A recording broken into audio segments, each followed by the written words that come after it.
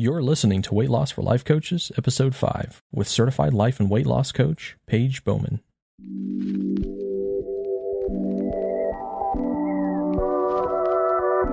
Welcome to Weight Loss for Life Coaches, the weekly podcast for coaches who are growing their coaching business and on their weight loss journey.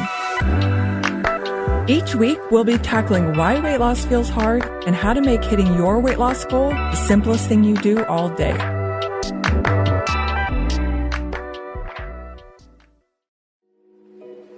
Welcome to episode 5. I hope you're having an amazing beginning of your February. I sure am, because I heard my football team's rival quarterback is finally retiring. Sorry, not sorry if that's your person, but dang if that didn't make my month.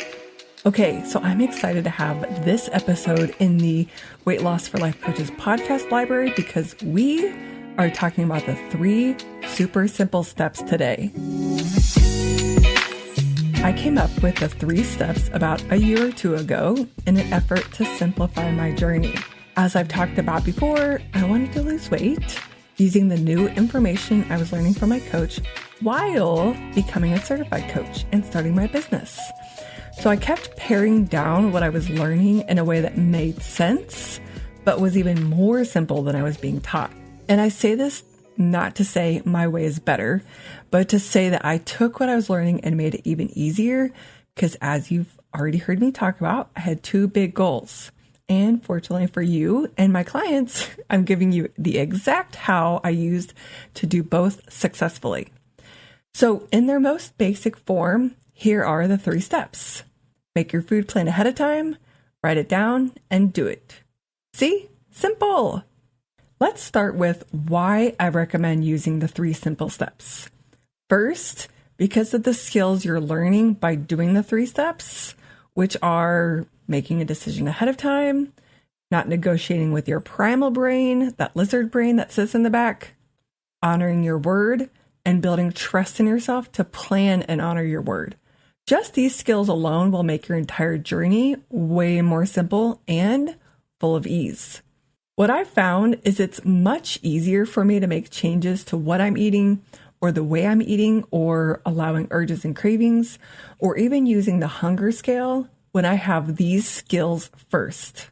When I'm trying to change my food, but I haven't learned how to not negotiate with my primal brain and I haven't learned how to trust myself, it's harder to experiment with my food. For example, I'm currently eating no sugar and no flour for a period of time at the time of recording this podcast, so I can reset my hormones.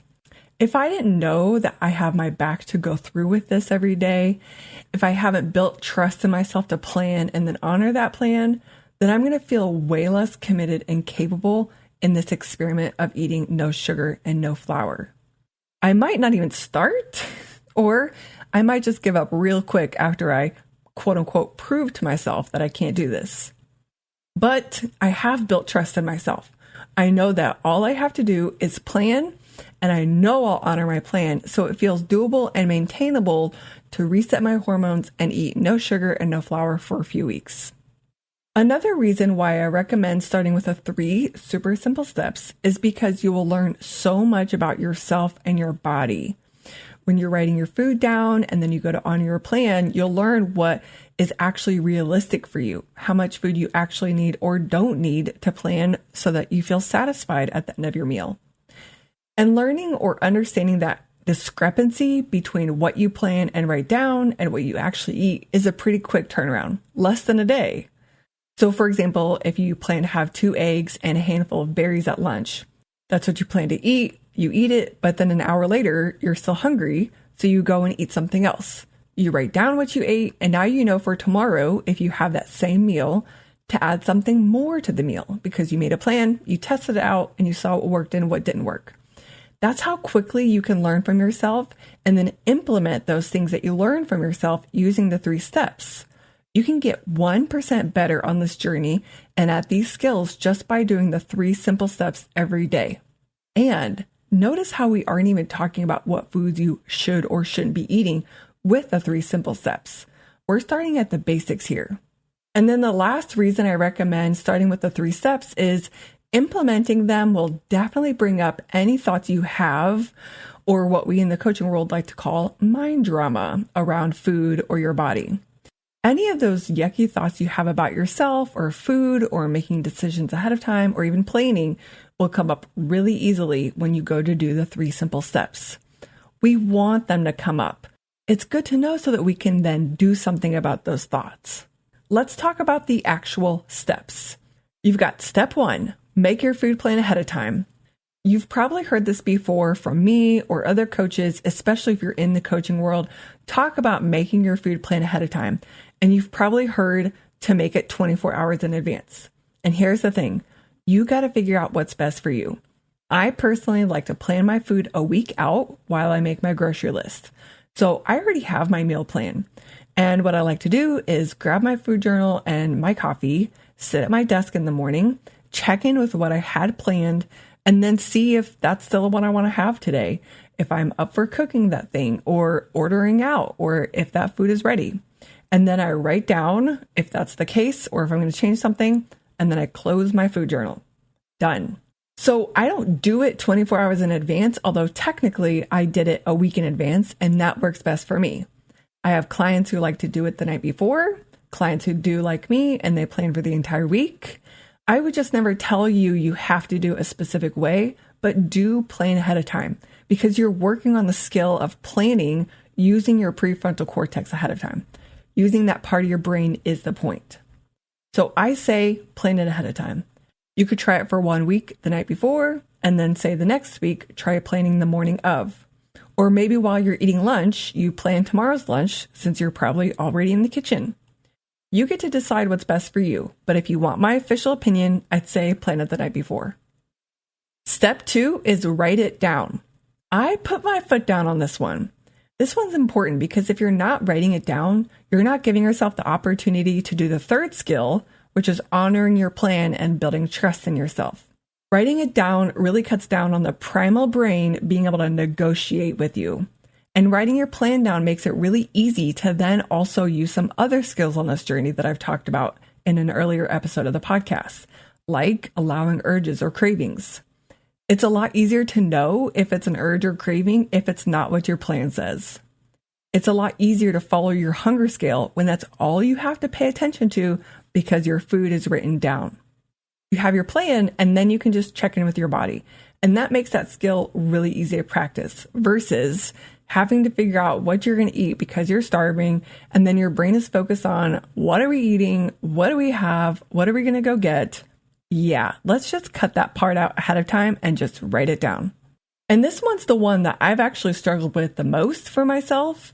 It's not the planning ahead of time or the honoring, it's writing it down. And I've been victim to my own thought, oh, it's in my head. I know what I'm going to have. It's no big deal. And then I don't write it down. But I'm telling you as an expert in simple weight loss and really in keeping things simple in general, get it all out of your head. You could be mulling about other things rather than keeping a part of your brain focused on trying to remember what you said you were going to eat for lunch and dinner today. Having more brain space is a part of the bonus of doing it the simple way. You get to focus on other things because you wrote it down, and now you don't have to think about your food at all until it's time to eat. In fact, I write it down and I literally dump that information out of my brain so that I have more brain space for the day. Like I said, I plan in the morning, and sometimes I seriously dump it out of my brain, so much so that I don't remember what I wrote down when it's time to eat. So I just open up my notebook real quick before I go make lunch or dinner and see what I said. That's what I mean when I say write it down. Dump it out of your brain. It's done. You're actually practicing that skill of not spending time thinking about food. And the last step is to honor your plan. Do what your plan says. This one's pretty simple, but this is the one that I think we have the most trouble with. If I were to do a case study of the clients that I've worked with over the last 2 or 3 years, honoring the plan is the hardest one, but it's the hardest of the simple steps. But this one skill that you build when you practice planning something and doing it is useful in all areas of your life. And remember my mega skill of helping my clients use what they already know in this area of their life? If you are already really good at honoring your plan in another area, say in your business or with your family, use those thoughts and feelings that you have already created in that area and bring them over here to your weight loss journey. Once you know that you can plan, you're free to honor your plan. You're much more likely to keep doing that and evaluate and implement from your evaluations, and then just get way better at this journey because you plan and honor, learning more about yourself and your body and making those small 1% tweaks every day. Now, there's something to be said about the relationship between the planning self and the honoring self. This one's really important. I really learned this when I was working on calendaring and scheduling my time in 2020. I even worked with a time coach to help me with this. It's very much the same as planning and honoring your food. Sometimes I wasn't good at honoring my calendar and I struggled with that, but it turned out it was because my planning self wasn't actually being realistic. And so that's something to be cognizant of when you're on this journey. Come back and re-listen to this podcast because I know there's a lot of info in here. Go practice this and then come back and listen to it again and see if your planning self and your honoring self are on the same page. Are you being realistic when you're planning? So realistic, in fact, that it's so easy to honor? Are you honoring what you said you were going to do? Or are you just saying, forget it, planning self, I'm not going to follow this plan? It's so important to plan realistically so you can actually practice and build the skill of honoring and trusting yourself. I had a client tell me recently how it feels harder to plan versus just going to eat the thing. We talked about the difference between, okay, it's lunchtime, I'm going to go into the kitchen, see what I'm going to eat, and then eat that thing, versus planning ahead of time what you're going to eat at lunchtime and then eating that. She was telling me that it felt hard to plan because she has so much drama around food that would come up for her when she went to write her food down. And so what we talked about was the point of planning isn't to make it hard or to judge yourself.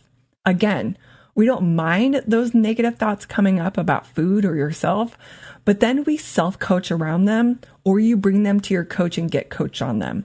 The point of planning is to build the skill of planning. So what we talked about with this client in particular was plan in such a way that it feels like you're about to go eat the food.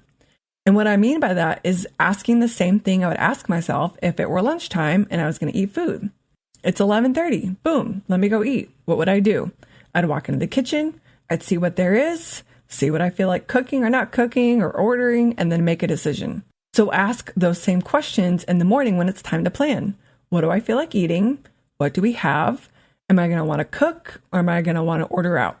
It's literally the same, but the difference is we're not waiting until the moment of to decide.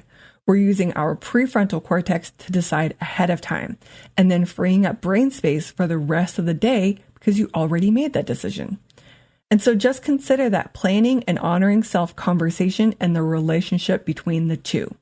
The only other thing I want to add here is using this skill as an opportunity to do a quick eval and implementation every day, which I talked a little bit about earlier. I'm about to start my walk-run season. I walk and then run, and then I just run for about 6 months a year. Someone asked me recently, why do you call it your run season? I'm like, well, I have different seasons. I have my run season, and then I have my weightlifting season, and then yoga, and then I cycle back through them. And I'm about to start my walking to get back into it. So when I do this, every walk-run is an opportunity for me to evaluate and implement for the next one. And it's as quick as what went really well, what didn't, and what do I want to do differently next time? So like tomorrow. And even more simply put, it's ups, downs, and changes. So an up might be that I actually did my walk-run cycle like I said I was going to, and I didn't skip out on the running part or the walking part. And maybe a down is I didn't start early enough and I had to cut my workout early because of the sun setting.